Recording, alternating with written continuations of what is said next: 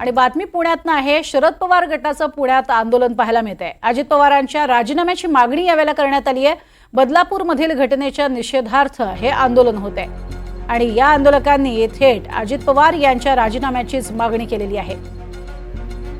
बदलापूरमधल्या घटनेनंतर जोरदार असे पडसाद संपूर्ण राज्यभरात पाहायला मिळतात आणि त्यातच पुण्यात शरद पवार गटाच्या वतीने आंदोलन केलं जात आहे आणि या आंदोलनाच्या माध्यमातून अजित पवारांच्या राजीनाम्याची मागणी होती आहे।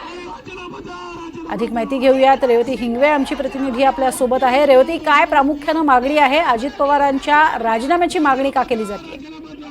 नक्कीच प्रज्ञा, आपण जसं बघू शकतो की बदलापूरमध्ये झालेल्या लैंगिक अत्याचार आणि कोलकातामध्ये झालेल्या निर्घृण हत्येच्या विरोधात इथे पुण्यात आंदोलन करण्यात येते शरदचंद्र पवार गटाकडून।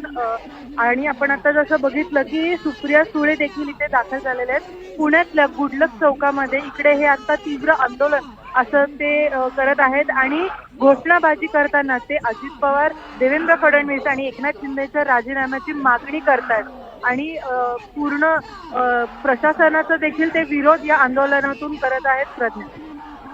नक्कीच, मात्र आपण बघतोय की आंदोलक अतिशय आक्रमक पद्धतीने हे आंदोलन करताना पाहायला मिळत आहे। स्वतः सुप्रिया सुळे इथे उपस्थित आहेत। प्रामुख्याने कोणकोणत्या मागण्या यामध्ये केल्या जातात? कारण कालच गृहमंत्र्यांविरोधात सुद्धा निषेध त्यांनी व्यक्त केला होता।